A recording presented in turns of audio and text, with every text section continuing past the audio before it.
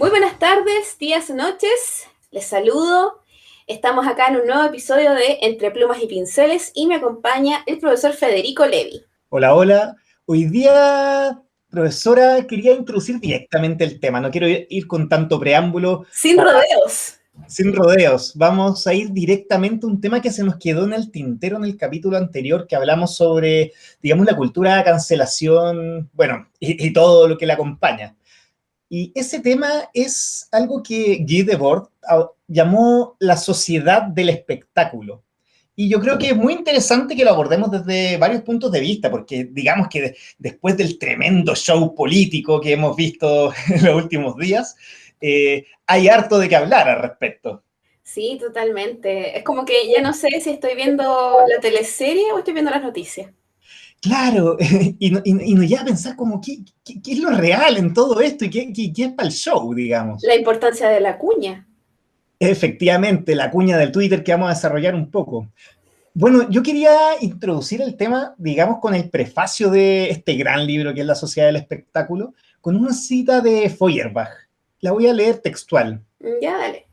Y sin duda, nuestro tiempo prefiere la imagen a la cosa, la copia al original, la representación a la realidad, la apariencia al ser. Chan. Chan, qué brígido. Está fuerte, como que tiene mucho de dónde sacar, como que pienso incluso hasta en las réplicas de Nike. Como de ahí para adelante, así. Efectivamente. Y bueno, aquí aprovechando lo que menciona el autor, podemos empezar a pensar en esta idea de cuál es el ser que nosotros mostramos en el mundo, digamos. Porque claramente nosotros tenemos nuestro ser más profundo en el sentido ontológico de la palabra, pero no creo que sea necesario hablar de eso en este momento.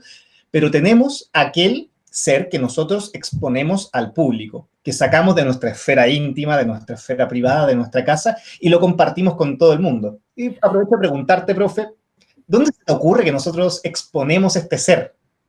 O sea, claramente, o sea, como que en verdad como hay dos partes, creo yo, ahí. Por un lado tenemos la esfera en la que nos relacionamos como con nuestro círculo de amigues, nuestros colegas, nuestro trabajo, en donde igual desarrollamos cierta imagen profesional de alguna medida y tenemos como que resguardar siempre mantenerla de alguna forma u otra. Y por otro lado también tenemos la exposición, sobre todo actualmente en tiempos de pandemia, de nosotros mismos como profesores, a partir de lo que son las redes sociales. Efectivamente, o sea, yo creo que bueno que lo mencionas, como esta idea de que primero nosotros proyectamos una imagen, que muchas veces no necesariamente somos nosotros mismos. Bueno, también vale la pena preguntarse qué es uno mismo. Pero Ese es tema de terapia, yo creo ya. sí, lo voy a hablar con mi psicólogo mejor. Pero en particular, yo estaba pensando lo que dices tú sobre el tema que en pandemia se evidenció total como de una manera mucho más fuerte, que es nosotros exponiendo nuestro ser mediado por la pantalla, mediado por internet, mediado por redes sociales o diferentes plataformas. Es que ahí en el fondo es como, si no soy visto, no existo. Claro, como esa es la gran tesis de la sociedad de espectáculo. Si no te muestras, no existes, literal. Si no tienes seguidores, si no te siguen, si nadie se conecta a tu clase, si no están mirando la pantalla cuando tú estás ahí haciendo el loco, no existes, de verdad. Mm.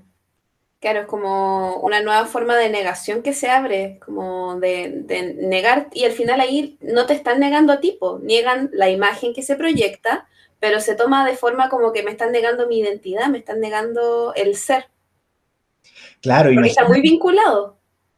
exactamente. O sea, imagínate lo siguiente, imagínate algún estudiante o profesor que no tenga computador en este momento, que no tenga acceso a Internet. Realmente se rompe completamente, por ejemplo, la interacción profesor-estudiante, se rompe completamente la relación pedagógica y finalmente, prácticamente digo porque de alguna manera igual hay algún tipo de contacto, no existe. Aparte que igual, por ejemplo, en este, como uno de los mayores problemas respecto como a esta sociedad del espectáculo que tú estás diciendo, mira, voy a leer una cita que tengo acá de Rubén Fonseca, que es un autor así terrible, pulento, que es muy buena. Y la cita dice, La fama es como una máscara que los hombres suelen ponerse y que resulta peligrosa porque devora el rostro original, le impone gestos, niega la identidad de quien se la ha echado encima. Yo creo que ese es como lo más brígido, como en el fondo yo me instalo de cierta manera en estas redes sociales y yo se supone que soy de esta manera y en consecuencia me amarro a no poder pensar distinto y ni siquiera incluso poder cambiar de opinión frente a algo. Oye, qué brutal la cita, como que pensé instantáneamente en algo quizás más rudimentario, que es como ciertas gestualidades que son propias, por ejemplo, del mundo de TikTok. No sé, yo igual no soy un gran fanático de TikTok, pero igual ocupo una parte importante del día en él. Pero, no sé, como esta idea, no sé, cuando se tapan la mano, cuando acercan como el micrófono de los audífonos para hablarle, ese tono con el que le hablan, como que todo está muy estudiado. Incluso los ángulos, la iluminación.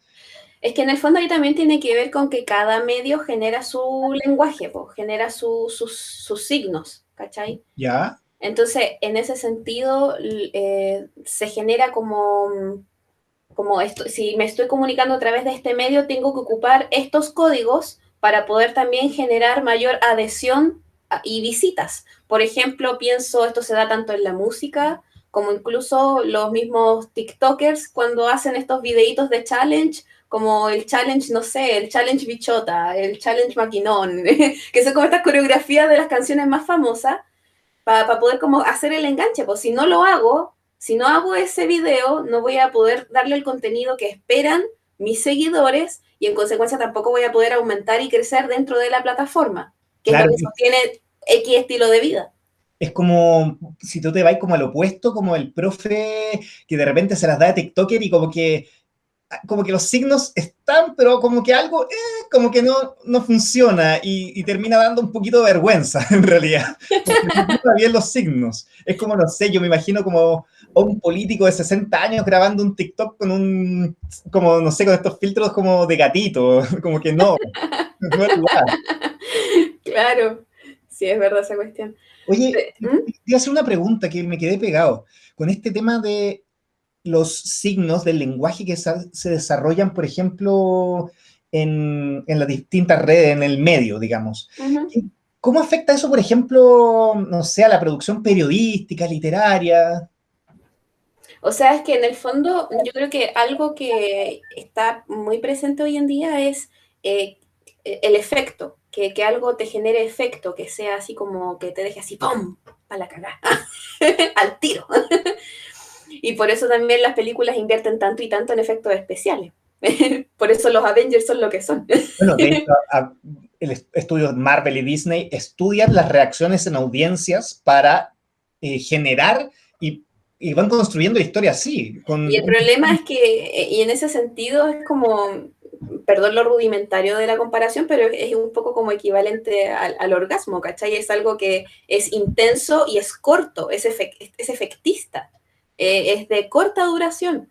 Entonces, en ese sentido, por ejemplo, pienso, no sé, en cuentos en 100 palabras, que si es que un autor quisiera como ser así súper famoso y como estar así como a la vanguardia con lo que son las producciones actualmente, tendría que ser como, claro, como un cuento todos los días, ¿cachai? Y eso es insostenible porque la misma producción artística requiere mucha reflexión y parar y ver la pelota y observarla de distintos ángulos y Bueno, así. yo estaba pensando en relación a eso, que yo tengo un amigo que se está intentando meter en el mundo literario.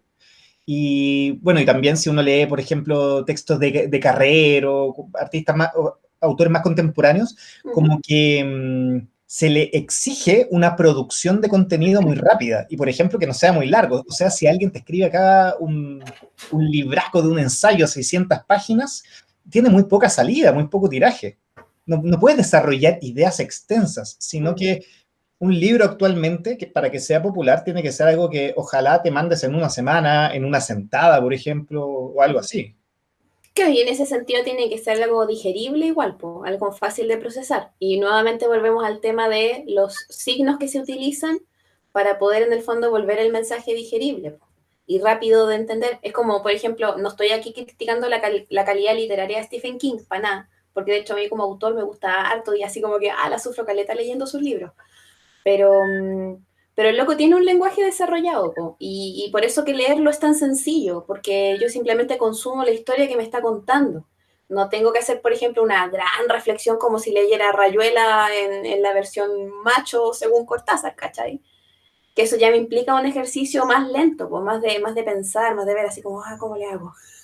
Claro, menos hablar, no sé, el realismo ruso, que de repente son cosas todavía más extensas.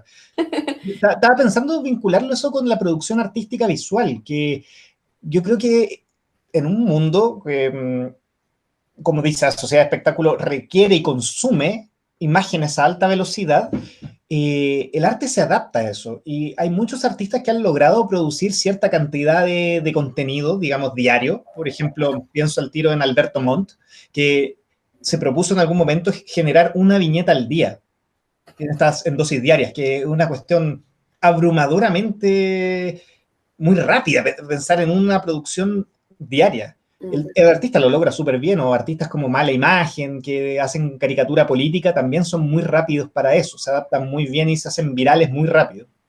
Pero por otro lado tienes otros artistas.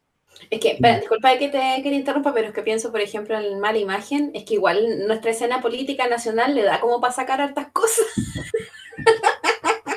O sea, efectivamente, yo creo que sí, de ahí nos empezamos a meter a la producción periodística asociada al mundo de la política, tenemos un montón de cosas, lo vamos a tomar. Pero estaba pensando como, ¿qué ocurre en el caso de artistas? Por ejemplo, no sé, yo soy bien seguidor de una pintora al óleo que se llama Karina, que digamos que se demora, no sé, medio año, un año en hacer una obra. Y son obras, digamos, con un nivel de detalle asombroso, con un dominio técnico, con una profundidad como semántica también, asombroso. Pero si es que tú te quisieras subir al carro de las redes sociales, producir una hora al año, pucha, que hay sumamente excluido de eso. Exacto. Y si no soy visto, no existo. Oye, pero pensando, me quedé pegado en la política. No me gusta el tema, así que nos podemos lanzar ahí.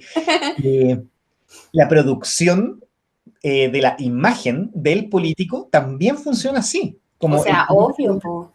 que quiere salir y que aparezca eso en los medios.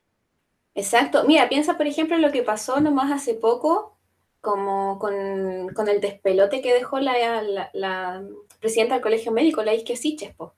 Cuando lanzó esas cuñas en el podcast La Cosa Nostra, que estos imbéciles, y dejó la patada así como que, y al tiro se posicionó como una mujer así que no tenía pelos en la lengua, que claro, para el contexto había estado desubicada y no sé qué, pero nuevamente provocó un efecto, porque somos más emocionales de lo que quisiéramos reconocer.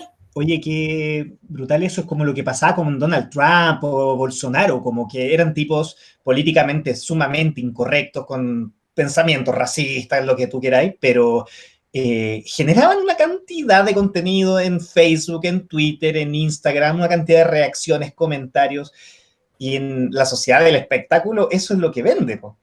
Era el que estaba más expuesto. En cambio, alguien que quisiese hablar de manera razonable, digamos, dirían, pucha, que fome, este tipo no va a aparecer en ningún lado. Exacto, exacto, así.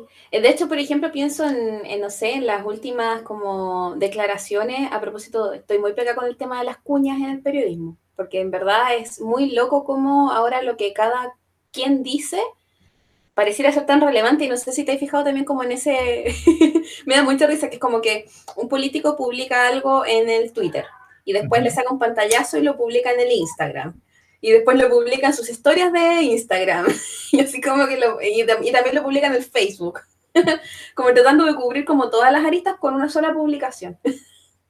Efectivamente, ahí como tratando de tener mayor alcance posible, la mayor Mm. cantidad de reacciones. Pero ese Pero, tema, pero ¿cachai? En el fondo ahí apelando como, apelando al efecto, pues, apelando a ese público. bueno, pero este tema de como de la cuña misma, esta idea del tipo que se para fuera del Congreso y le habla a la Cámara, no sé si tú sabías que muchos parlamentarios después de la sesión, por ejemplo, se paran ahí, le hablan a la Cámara y y no hay nadie detrás, y eso muchas veces no va a salir, sino que el que genere mayor efecto es el que aparece más, y el que aparece más en las encuestas va a aparecer más mencionado y finalmente arrastra votos y concentra poder. Sí, po, exactamente. Es que incluso piensa, po, está tan mediada la imagen como asunto tan relevante actualmente que en una encuesta apareció hasta Julio César Rodríguez como candidato presidencial. Po, ¿de qué me estáis hablando? Nada personal, pero es solamente porque ha tenido buenas cuñas. Yo ni siquiera veo los matinales donde habla y sé lo que dice, imagínate. Pero eso es porque uno es un consumidor habitual de redes sociales, uno se expone Claro. bastante al dispositivo. Pero es también, por ejemplo, el arrastre que tiene bueno, no sé si tiene todavía, o tenía, en verdad no sé, la abuela, por la Pamela Giles. Claro, Nuestra honorable diputada, que en el fondo ahí también se construyó una imagen de como, como disidente, claro, de la amiga, díscola. esta idea mía de Evita Perón. Sí, total, un poco. Los nietitos son los nuevos descamisados. Totalmente. Para salir un poco solamente del ámbito de producción periodística Ujú. y política, digamos, quería rescatar una idea que estaba pensando en cómo esto también, este modo de producción de la imagen tan veloz, tan vertiginoso, modela también nuestro pensamiento. O sea, yo pienso en nuestros estudiantes y también los profes son prácticamente iguales a los estudiantes en esto. Esta idea del contenido que comparto como, no sé, como esta idea de que le sacáis fotos hasta la marihuana que te estáis fumando, imagínate. Como no basta con fumarte el pito tranquilo, sino que además tienes que mostrárselo al mundo. Yo Mostrar creo la que, zapatilla también, mostrar todo. ¿sabéis qué? Mira, sobre eso igual tengo un punto, porque, por ejemplo, pienso en mi caso, de repente cuando publico algo no es tanto por conseguir vistas, sino porque en verdad quiero hablar de eso. Quiero hablar de eso con gente, ¿cachai? Entonces, como si quiero hablar de X cosa con gente, lo publico esperando que ojalá alguien agarre papa y ahí nos ponemos a conversar, ¿cachai? Como que igual está como eso, como, y en el fondo que es el sentido original de por qué se crearon las redes sociales, po. O sea, Ahora, el punto es, disculpa que te interrumpa, pero yo creo que el punto es que si yo subo, no sé, todo el rato contenido sobre veganismo y yo no soy vegana, en el fondo también voy a generar la imagen de que, la profe es súper vegana y la cuestión, y no, en verdad, solamente comparto ese contenido, ¿cachai? No representa necesariamente quién soy. Y yo creo que ahí es donde se pierde el foco. oye, qué interesante en todo caso. Eso lo puedo vincular con un concepto artístico que es muy bueno, que es del mundo de fotografía, que se llama encuadre, que es qué parte de la realidad yo capturo y muestro. Mm. Porque la fotografía no es capaz de abarcar toda la imagen que se está viendo, que el fotógrafo ve, así que el fotógrafo selecciona. Entonces, yo soy capaz de seleccionar qué parte de mi vida quiero que vean. Es como esta Exacto. idea como de la positividad tóxica que hablan algunos, como esta gente que se muestra sonriendo y pasando lo increíble. Y no sé, yo me imagino también uno cae en eso como profe, miren lo bacanes que son mis clases y mis alumnos. Y de repente uno está mostrando a los cabros que siempre hacen trabajos buenos y quizás no tenemos idea de lo que está pasando ahí. Claro. Algo que igual me gustaría como agregar a esa idea es que un poco igual lo señalaba Fonseca en su cita, en esa cita que hay de él, de cómo te resta libertad, ¿cachai? Como que al final te termináis amarrando a cierta imagen, a cierta forma de ser y hacia con el resto. Y si eso en algún momento llega a ser más importante que tu ámbito privado, te vaya a la B, po, como encuentro yo, o sea, hasta ahí estoy como obligado a actuar de ciertas maneras, a decir ciertas cosas y que si no las digo en el momento es que entonces no es. Claro, y eso tiene que ver mucho con las modas, tiene que ver como con el pensamiento hegemónico, como no sé, mostrarte, incluso pensando en las fotos que nosotros compartimos, es limitador de cómo yo me muestro según un modelo de belleza que se nos ha impuesto y que ha sido modificado, pero que también tiene lo suyo. Es como, ¿Sabes de qué me acordé? Ay, pronuncio súper mal su nombre, pero es este filósofo surcoreano. ujú, No me acuerdo el apellido. Bueno, él. ¿ya? La cosa es que había leído hace un tiempo atrás como esta reflexión que él hizo sobre precisamente este tema, igual yo creo que se relaciona con la sociedad del espectáculo, de cómo las imágenes, por ejemplo, que se suben a Instagram, usan tanto filtro, usan filtros, y Sí, los pues. filtros borran las imperfecciones. Ahí están mis gatos dándolo todo contra el sillón. Oye, en relación a eso, incluso hay una distorsión como psicológica que se llama dimorfismo de redes sociales, o decían dimorfismo de Snapchat, que eran como los primeros en poner este filtro de belleza, esto que te corrige como las arrugas, te cambia el tono de la piel, te pone más naranjo en el caso de la gente que es muy blanca y quiere mostrarse como que hubiera ido al Caribe, no sé. En el fondo, como por lo que estoy cachando y por lo que estamos conversando, me llama mucho la atención como que es un fenómeno que se presenta a todo nivel. Pienso en el autotune, pienso en los filtros de Instagram, pienso en los profesores con más seguidores o en los TikTokers con más seguidores a partir de tal como challenge que hizo. Pienso en la misma imagen de los artistas, por ejemplo, eh, pienso en Daft Punk, ¿cachai? Que nunca quiso ingresar a poder como permear el ámbito de lo privado, nunca conocimos como quiénes habían detrás, sabíamos quiénes eran, pero no cuáles eran sus vidas privadas, ¿cachai? Porque ellos eran robots tocando música. O pienso, por ejemplo, también en Gorillaz, que también decidieron no entrar en ese como negocio donde la imagen del artista era más importante incluso que su música. Y hicieron ahí como o más bien, sabiendo eso, les inventaron como historias más interesantes, ¿cachai? A sus propios músicos alter ego. Claro, como una separación de alguna manera de la obra del artista, como lo que habíamos hablado en la ocasión anterior. Mm. Oye, estaba pensando para tratar de redondear un poco estas ideas que, digamos que obviamente como los temas que hemos tocado dan para mucho, y además que afectan a distintos aspectos de nuestra vida, de la política, de la producción artística, literaria. Eh, Estaba pensando en cómo esto también afecta la manera en la que aprendemos. Y a todos, no es solamente a nuestros estudiantes. Como esta idea de que si algo no me genera como un efecto inmediato, yo no lo pesco y como que no me interesa y no desarrollo eso. En cambio, por ejemplo, de repente desarrollar cierta habilidad o cosas que yo pueda publicar, que como que me llamen más la atención por ese efecto que generan, las incorporo más rápido. Y de repente hay un montón de conocimientos que son muy importantes, muy significativos, muy interesantes, pero que no son entretenidos. Yo creo que ahí como, por ejemplo, pienso en la gamificación, que está como entrando súper de lleno en las aulas. Yo per se no lo veo como algo negativo, ¿cachai? Como que digo, ya está bien como incorporar otro lenguaje más dentro del aula. Pero yo creo que lo que busca la gamificación es poder como llevarte a la zona, ¿cachai?